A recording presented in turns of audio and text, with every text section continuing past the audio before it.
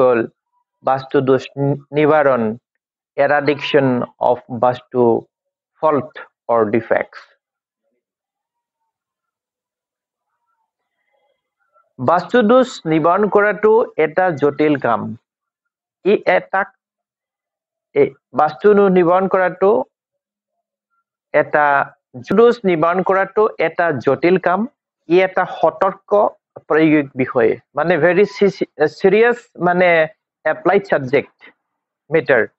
সেইকাৰণে ঘৰ, অফিচ, দোকান, কাৰখানা বা উদ্যোগ বাণিজ্য যিয়েই নহওক, নিৰ্মাণৰ পূৰ্বে সুদক্ষ বাস্তু বিজ্ঞানী বা স্থাপত্যবিদৰ পৰামৰ্শ লোৱাটো প্ৰয়োজন।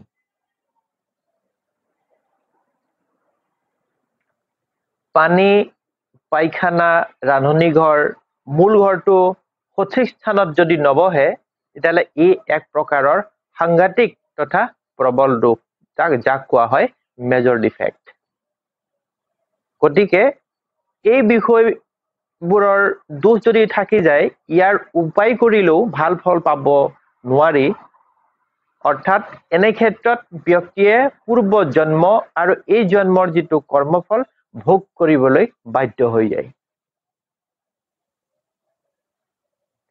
আন কিছুমান বিষয় স্থানান্তৰ, যাক কোৱা হয় ডিছপ্লেচমেণ্ট, কৰি পেলাই সেই সমস্যাবিলাকৰ সমাধান কৰিব পৰা যায়, ই ফলপ্ৰসূ হৈ উঠে। যিবোৰ দোষ অজ্ঞাতে ৰৈ যায়, সেইবিলাক তন্ত্ৰ মন্ত্ৰ যন্ত্ৰৰ দ্বাৰা নিৰ্মূল কৰিব পৰাটো সম্ভৱ। গতিকে বাস্তু দোষ বা ভুল কৰি যাতে নিৰ্মাণ নকৰে, তাৰ বাবে নিৰ্মাণ কৰোঁতাই বাস্তুৰ উপযুক্ত জ্ঞান থকাটো আৱশ্যক। এজন সুদক্ষ বাস্তুবিদে আৰু বাস্তুমতে নিৰ্মাণ কৰা ঘৰতহে সুখ শান্তি সমৃদ্ধি ভৰপূৰ হৈ থাকে। ঠিক আছে। এতিয়া বাস্তু দোষ নিবাৰণৰ কাৰণে আমাৰ প্ৰথম দৰকাৰী যিটো ৰিমেডি, সেইটো হ'ল গণেশ আৰু শ্ৰীযন্ত্ৰ। গণেশ আৰু শ্ৰীযন্ত্ৰক বাস্তু দোষ নিবাৰণৰ কাৰণে এক প্ৰভাৱী আৰু প্ৰামাণিক আৰু প্ৰায়োগিক বুলি মানে বিবেচনা কৰা যায় সমগ্ৰ ভাৰতবৰ্ষতে, আনকি বিদেশতো ইয়াক প্ৰয়োগ কৰে। নাম প্ৰত্যেকৰে বেলেগ বেলেগ, কোনোবাই গণেশ, কোনোবাই বুদ্ধ, আন কোনোবাই কিবা নামত জানে। সেইটো বাহিৰতো আছে বুলি কৈছে গণেশৰ। এই বিষয়ে মই এটা চেপ্টাৰ লিখিছিলো নেকি, পাহৰিছো মই। লিখিছিলো মই এটা চেপ্টাৰ, সম্পূৰ্ণ মহা উপায়ত আছে চাগে। গতিকে তাৰ যিটো কাম আৰু ফলাফল একেই। আমাৰ হিন্দু শাস্ত্ৰত গণেশক কোৱা যায় বিঘ্নহৰ্তা, অৰ্থাৎ সকলো বিঘিনি হৰণ কৰোতা। অন্যহাতে শ্ৰীযন্ত্ৰক কোৱা যায় যন্ত্ৰৰাজ, অৰ্থাৎ কিং অফ যন্ত্ৰ। সকলো দেৱ দেৱীৰ সামূহিক স্থানটো হৈছে শ্ৰীযন্ত্ৰ। আৰু শ্ৰীযন্ত্ৰত মূলতঃ লক্ষ্মী আৰু সৌভাগ্য তাত ভৰপূৰ থাকে।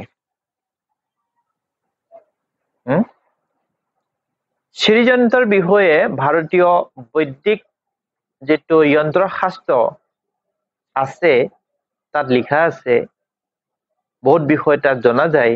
আৰু মই জনা মতে দক্ষিণ ভাৰতৰ মন্দিৰবিলাকত শ্ৰীযন্ত্ৰ মন্দিৰৰ বেৰত খোদিত কৰা আছে।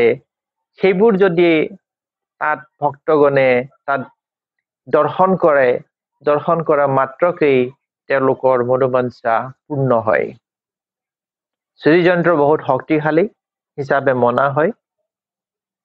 সেইকাৰণে বাস্তু দোষ তথা যদি নিৰ্মাণত কিবা যদি ভুল থাকি যায়, সেইবোৰৰ ক্ষেত্ৰত এই শ্ৰীযন্ত্ৰ ব্যৱহাৰ কৰা হয়। অন্যহাতে গণেশক কোৱা হয় বিঘ্নহৰ্তা। গণেশ হৈছে শুভকাৰক আৰু গণেশেই এনে এজন দেৱ যাৰ লগত আন নিমিলে আৰু গণেশৰ লগত কুবেৰকো পূজা অৰ্চনা কৰা হয় আৰু গণেশৰ যি দুই পত্নী ঋদ্ধি আৰু সিদ্ধি শুভ আৰু লাভ গতিকে গণেশক বাস্তু দোষ নিবাৰণৰ কাৰণে প্ৰয়োগ কৰা হয় আৰু গণেশ সদায় কল্যাণকাৰী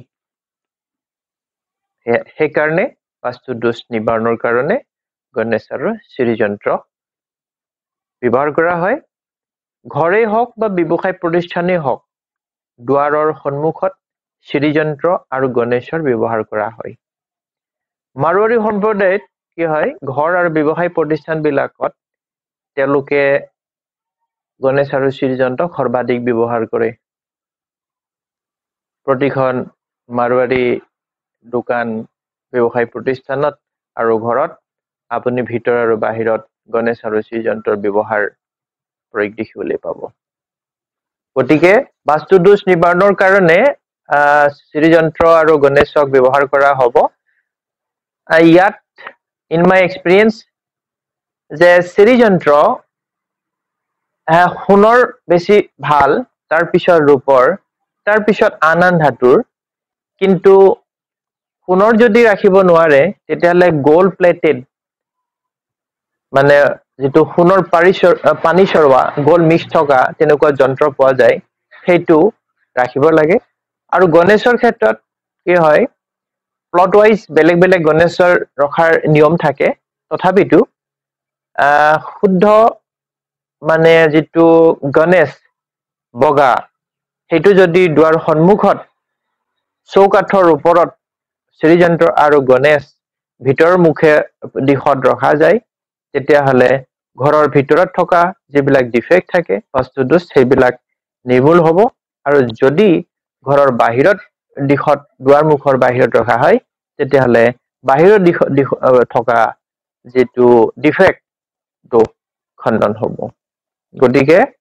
সকলোৰে ক্ষেত্ৰত ব্যৱসায় প্ৰতিষ্ঠানেই হওক বা বসবাস কৰা ঘৰতেই হওক এই বাস্তু দোষ নিবাৰণৰ কাৰণে বা দোষ নাথাকিলেও শ্ৰীযন্ত্ৰ বগা শ্ৰীযন্ত্ৰ ঠিক 4 আঙুল আৰু শ্ৰীযন্ত্ৰ সমানভাৱে দুৱাৰ সন্মুখৰ ওপৰত প্ৰতিষ্ঠা কৰিব লাগে